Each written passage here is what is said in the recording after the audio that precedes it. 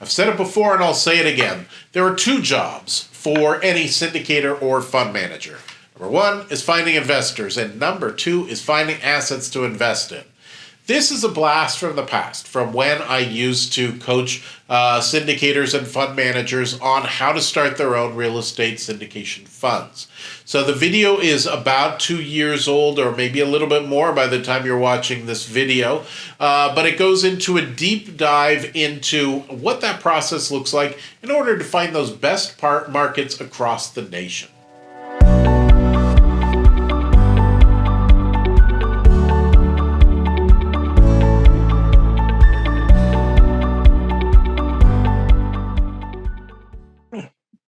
All right, so I wanted to go more into marketing or to market analysis and to demographics today. And so what I did was, I'm going to switch to it.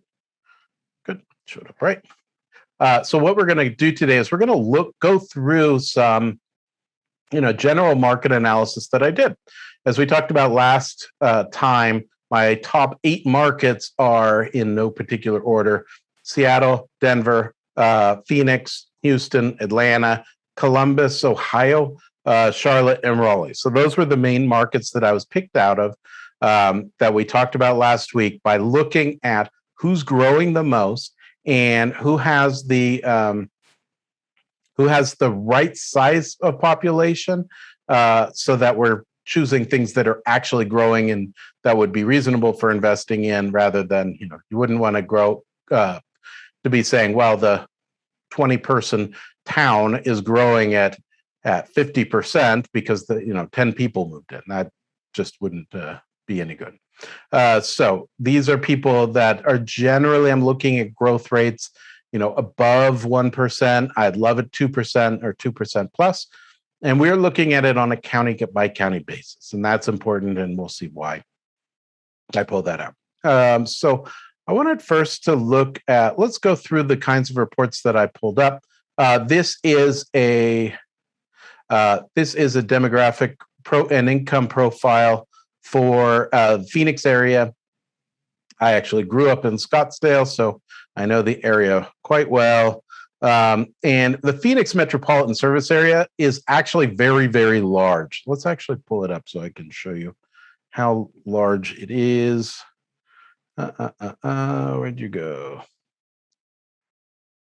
Are you showing? Yeah, you're showing. Okay. We don't want to show it on Workplace. We want to show it here. So let's go back to define the area. I just want to show you how big the metropolitan area is to make a point here. When you're doing demographics, you're looking or market analysis of anything, you're always looking at a sample size. And sometimes that sample is ginormous, as is the case here. There is a huge difference between this part, between this part. Can you see my mouse?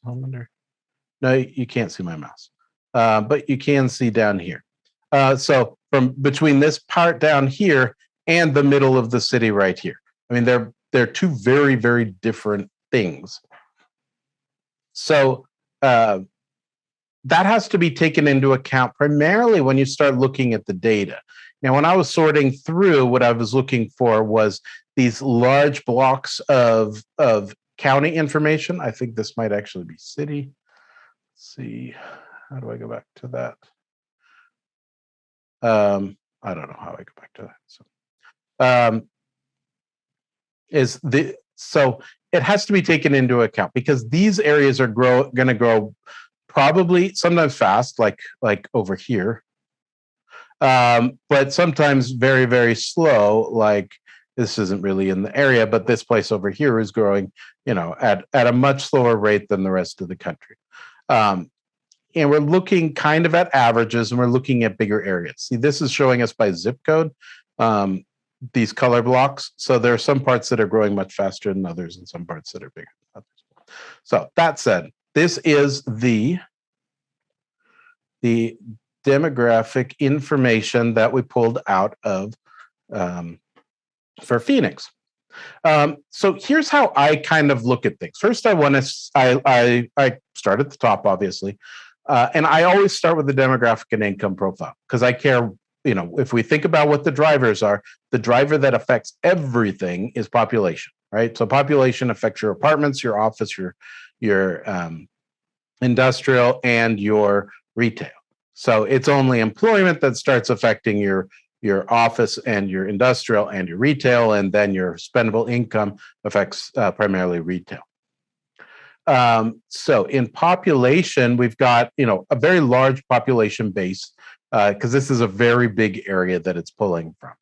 But we still have a decent sized growth. Now, the reason this number is smaller than that 2% that we saw last week is because, again, that surface area is much, much bigger. So I was zooming in on the counties like Maricopa County, that was at 2 point something percent, which is the main county for Phoenix and Scottsdale and Mesa and Glendale, et cetera. But it doesn't include the Indian reservations that are there. So 1.58%, we're still bigger than the national average. National average is expected to be at 0.71%. I've got a slightly young demographic, which is something I would look for. And actually, I'm kind of surprised that it does skew younger than the national average. But it is approaching the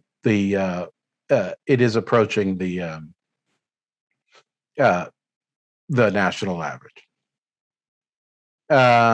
And then we've got, I'm sorry, that's not the national average. That is here we have population by age. Okay, we'll get to that part. So we've got a growing area, growing faster than the rest of the state, growing faster than the nation. We've got households that are growing. So the difference between population and household really is per housing unit. Families is per actual family unit because you could have people sharing, roommates count as a household, but they don't count as a family. And then ownership of homes is increasing and above the national average. And then the median household income I always care about is increasing as well. I'm going to talk about households by income in a minute because I've got a better comparison that shows it than what this does. So by population by age, what we're really looking at is, okay, well, how does this break down? So we can see, we're in our double digits really in this swath between 25 and 65, which is pretty normal. And it trends throughout the time. So this is from the original census. This is the estimated number for the 2020 census.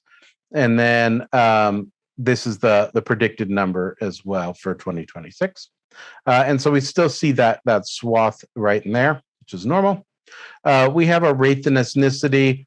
Generally, it's just not really a factor for what we're doing. And then now here we kind of are just seeing just general trends.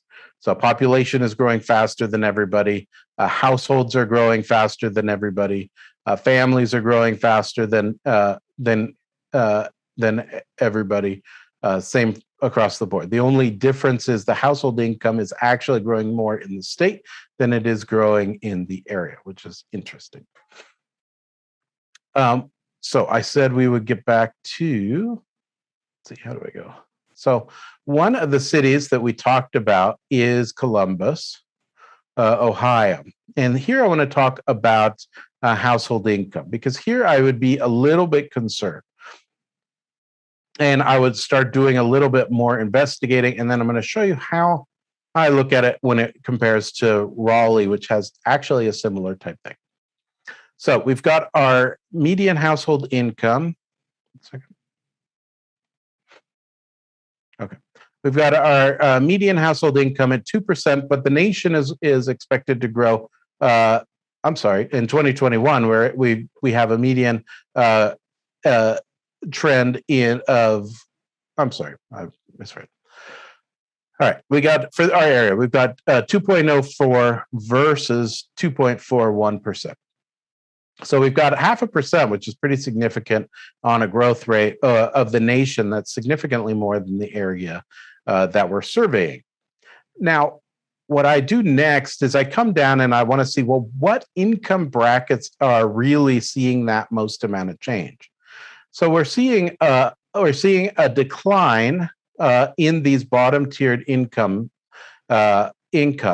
all the way down to here.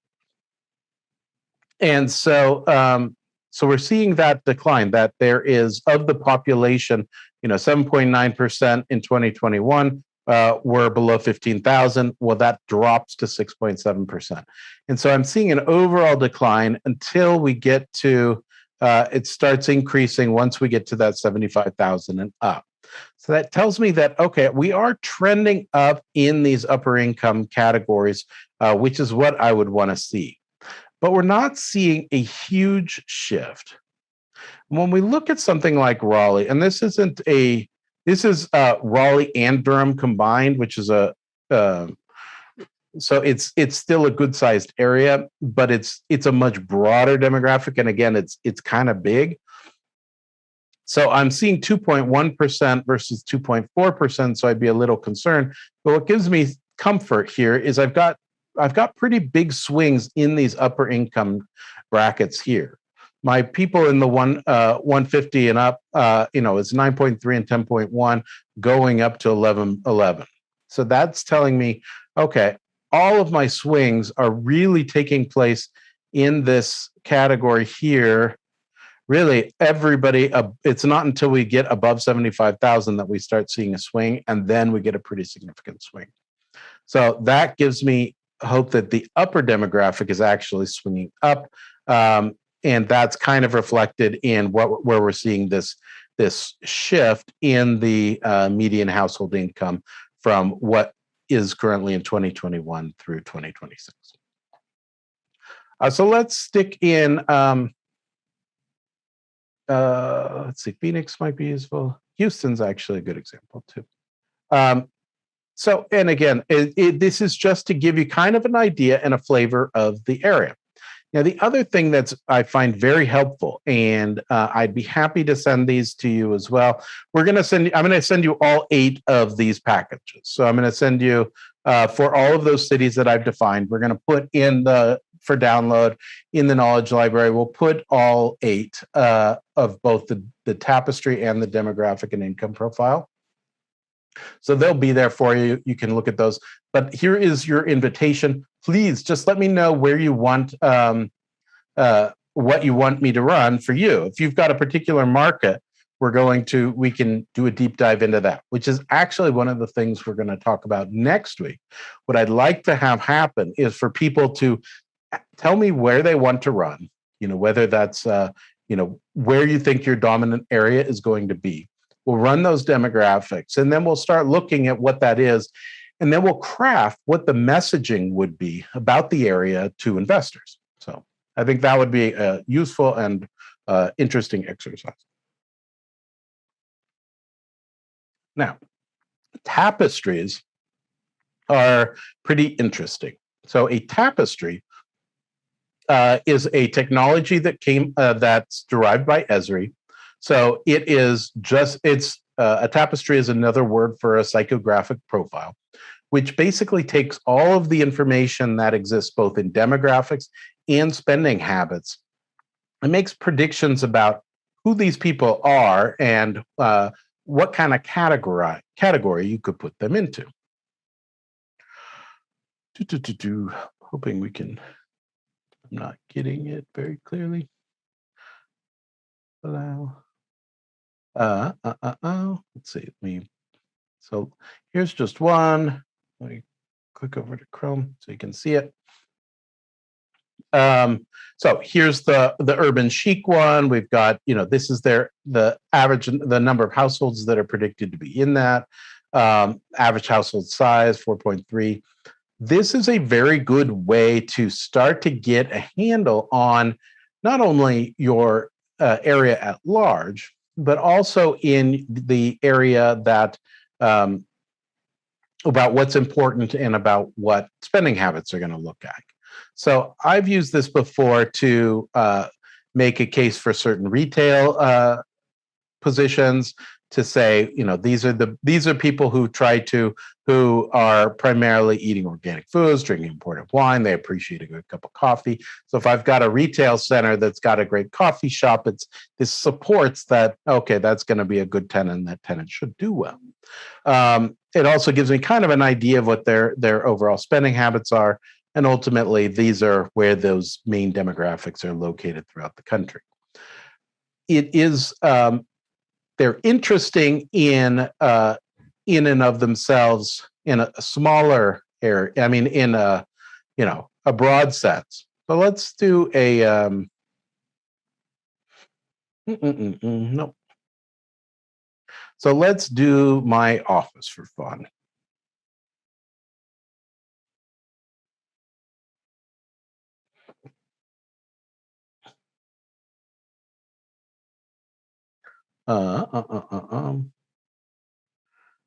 That's a very strange way to look at my office. Yes, that is where my office is. Okay. It just looks funny here because of how they laid it. That's showing all of Calabasas. That's interesting. Oops. What? Stop. 23901. Calabasas. There we go. That looks better. That looked funny having it up there. Okay. So this is my office building right there. I sit right. I can't move it. I sit right there.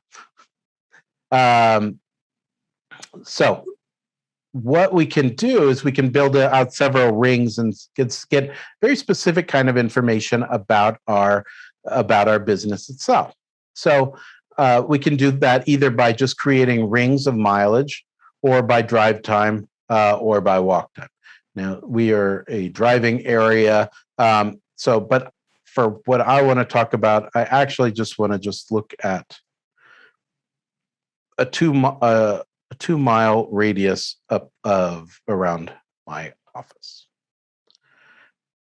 Okay. So this is the radius around where I work. And let's get that dominant tapestry profile.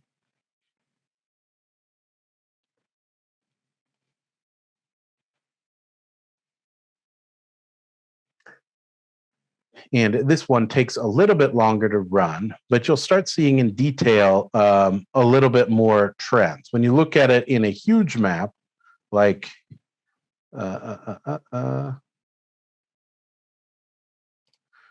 here, it's so hard to pick out, it's like, well, what, the building I'm looking at is there, and that doesn't really tell me very much. But when we start looking in more detail,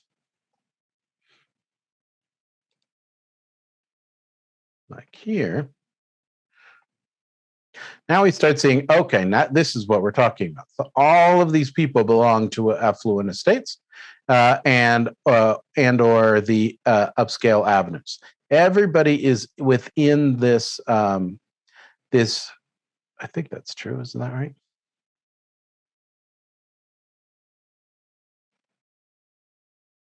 No. So within these color codes, so affluent estates is this one designated by the number 1. Urban chic is designated by the number 2. And so we get into more detail about what they specifically are. So if my building is in a 1A, that means they're a top tier. So now I'm starting to get more and more information about who these people are. They skew slightly older. The average age is 38 for the US. Here it's 47. And it also has, the average incomes and the median net worths as compared to the rest of the country. But then I do like how it talks about, so I can kind of get to know who these people are. They buy luxury cars. They They contribute to the arts, cultural organizations. I wouldn't go that far. The people here do that, but okay, sure. They use service from property garden maintenance. Yeah, so everybody has a gardener here. That's true. Everybody has a housekeeper. That's true. So it kind of gives me an interesting perspective on what's going on. Now, this is for the demographic profile or the psychographic profile. The median house value here is not $819,000, but it just gives you kind of an idea about where they fall and what who they tend to be. And what that does is that gives you a better talking points when you're talking to your investor about who those people are that are in your surrounding area. So it may matter a lot if the people in your say you're buying an office building and all the people around that office building tend to be professionals, and you got a pretty good case that this is probably going to be most attractive to your lawyers and insurance agents and things like that. Or if it's medical office, then obviously doctors is going to be the higher end medical services. Whereas other areas may have less of a demand for certain things and more of a demand for other things. You're not going to find I think there's one apartment building. Yeah, there's only one apartment building that I can think of in Calabasas. There probably are more, but I can only think of one. So I wouldn't go into there saying it's going to be a great market for apartment buildings. While it could be, you're going to probably have some problems in order to do that. Whereas if you're looking to do, either high-end homes, or you're looking to do, professional office, or you're looking to do high-end retail, it's a great place for it. If you're looking to put in a food for less, not a good area. There is a food for less about 2 miles away, but it's not in the city. So that just gives you kind of a background in terms of how I look at demographics or psychographics as it relates to what we're talking about. So your assignment is to message me just, I would like either, this city, or I'd like a 5-mile ring around this address or in this whole county or something. Send me a message of what you want demographics for, and we'll look at them and we'll go through it and we'll say, well, this is interesting. These are the things that are really good and that I would talk about. And these are the things that aren't so good. Like if I have a negative growth rate, it certainly wouldn't be the big thing that I'm touting. But I probably would address the fact that it exists because you want to get that out there as well. A good example is I was doing a syndication where one of the people asked about what the education system was like, in terms of schools. Does it have good schools? And what the population growth was like. One of the people I was working with on that deal went and told that investor that, oh, the schools are top of the country and the growth rate is phenomenal. Completely untrue. He was just being a salesperson, and but absolutely not true. That person, oddly enough, chose not to invest. I don't know whether they knew that it was not a truthful statement. It was a statement that I just overheard, and it was completely off the mark. And I don't know how many other people they told that to, because I don't want to have happen is for those negative things that do exist in every property and every situation. I don't want those to, I don't want them to be lied about, because then at some point somebody's going to find out, and then I'm going to get called on it, and I've just lost all my credibility. So it's good to know all of the sore points and all of the good points, and then you just look more professional too when you disclose the points that aren't so good, and you just say, look, the growth rate in this general area isn't so good. It's not terrible, but here's why that actually doesn't matter to us, because what we're doing is we're doing XYZ. and you put a spin on it about why it's not really a negative and overcome that what would be an objection about that. Before it's even brought up, and the fact that you brought it up just makes you look more and more professional. All right, let's see. I now want to go through. Am I on that mode? Yeah. Okay.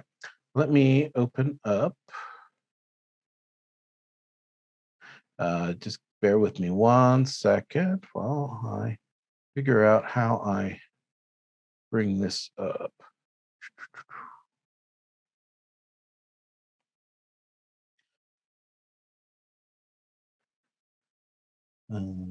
Oh.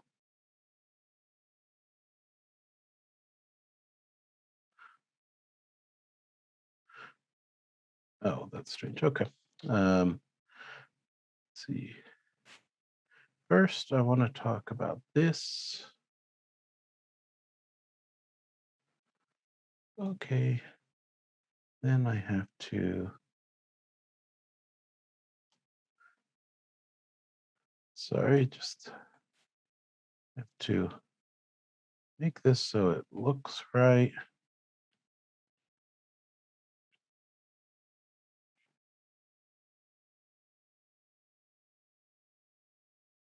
Oh, I'm not even in the right window. Wait.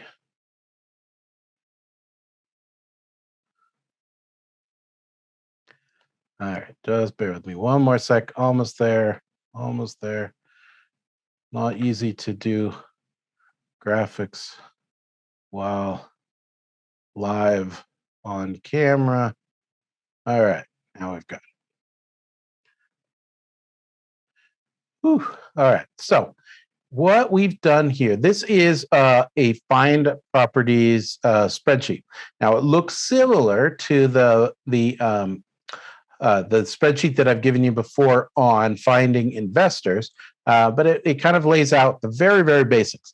The point isn't really to use this spreadsheet that this is the only way to do it. The point for this spreadsheet is here's an easy way to do it. Just start doing it and start logging. So I've broken down the finding properties into 3 different things that you should be doing. The first is database, second is agents, and the third is CIE. So CIE stands for Commercial Information Exchange, which is your LoopNet, your Crexi, your CoStar, your Catalyst, your MLS. All those things are your CIEs. So database, we've got here. I want you to go through and just start building of the properties that are in your database that you think are likely that match your founder investment theory. Just start logging those in. Put in who the owner is, and then decide what's the best way to get a hold of the owner. Meet with the owner, see if they'll take an offer. This is the same thing a lot of you do when you're talking for getting a listing. But here you're talking for yourself. And so at the very least, it's another way to have a conversation with them. But this is a way where your brokerage business can feed directly into your business as a syndicator. And lastly, what are those notes? I see that this is probably a little tiny. So let me zoom it in a little bit.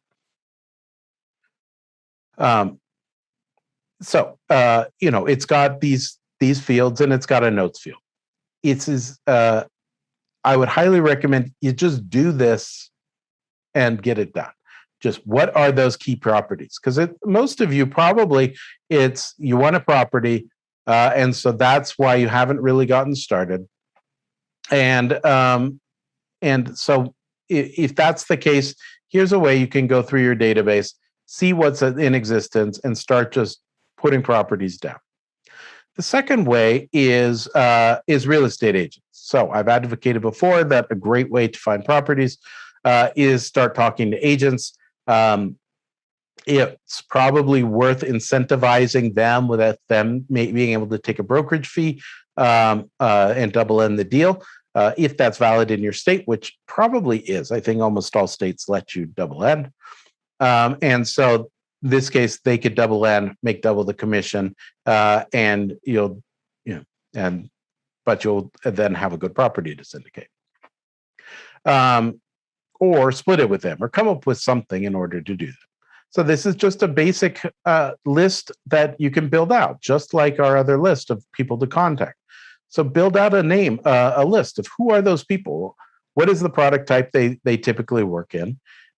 Make sure these are within your founder investment theory. You don't want to be talking to an office guy when all you're really interested in is land, right? It just that wouldn't make any sense. What geographic area do they specialize in? And then just start meeting with them and getting a hold of them and talking about what's going on. Buy them a cup of coffee and see what it is. Because at the end of the day, they may not even have your product, but they may be able to. They may know some investors that will go into your deal as well. The last is your commercial information exchanges. So what I'm recommending that you do here is start building out your searches. So, for example, I've got searches on Crexi and LoopNet and CoStar for exactly what I'm looking for, and it emails me, whenever something new comes on the market. Now, some of my markets are a little hot, and so there's not a lot coming on the market, and they're getting sold before it hits the market. But at least I'm getting notified as soon as it hits the market. Now, these probably aren't where your deals are coming from, but they may. And so it's worth watching and knowing, and you're also just going to know your market a little bit better. So you do this anyway when you're repping buyers. You build out, a search in the MLS for them, or you build out a search for them on retail properties if that's what they want to buy. You build it out for them, and it's kind of a nice thing that they get these emails. Well, just do it for yourself because you are repping yourself. So this is the finding properties spreadsheet. Let me show you. And so I will be sending this out as well. Now I think it would definitely be a swell idea to start using this or some other way. So the reason I'm giving this is because I think they're kind of useful forms, and I like using Excel for them, but also because to encourage you, start thinking about properties in a more structured way. Once things are written down, you're much more likely to make progress than if it's not. The other is...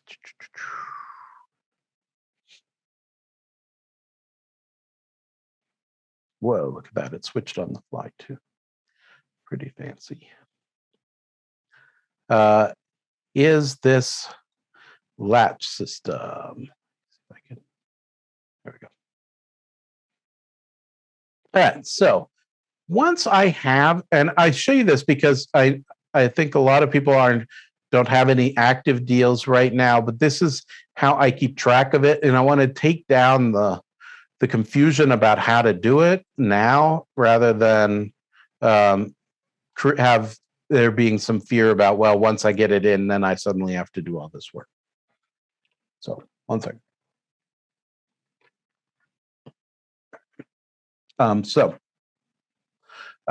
This is the latch investors. This is the total amount being raised, the price per membership unit, estimated close date. And then we just are starting to list out names. Now, these are names from your database. This is names from your sphere of influence. This can absolutely come from the other spreadsheet that we gave back in, I think it was August 4th, was when we gave that sheet. So if you want to look at the August 4th rapid implementation call, that's where that is. Then it has, it has the necessary steps. Now, this assumes a 506C, which most of you are going to be doing. So, did they receive a brochure? Simple question. The brochure or pitch deck, did they receive it? Did they receive a PPM yet from you? When did you pitch them formally? Did they give you a soft commit? And so for my definition, a soft commit is somebody who says, yeah, that sounds like something I'd put $75,000 into or $50,000 into, something like that. After you've gotten the soft commit, that it's at that point then we send it to accreditation. Accreditation costs money, so that's why unless I get a soft commit, I'm probably not going to send it for accreditation. So the cost of accreditation, if you use Early IQ, which we have a link for, is I believe it's $55 per accreditation. And so, you can either pass that on to investors, which is fine, but if they're not really willing to give you a soft commit, they're not going to spend $55 anyway. And you're certainly not going to spend $55 for somebody who's just kind of on the fence. It's a waste of money.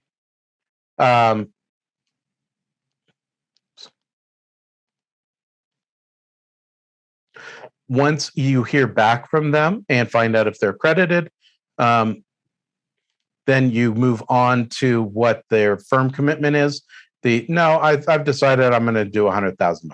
Great. Sign the subscription agreement. Then you get the funds in there. This was just for testing.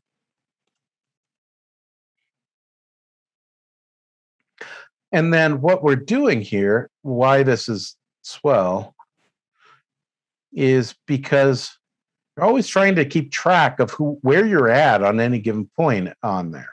So I haven't prettied this up yet for you, but you'll get the point. Is, how many of my prospects in this list haven't I contacted yet? How many are live?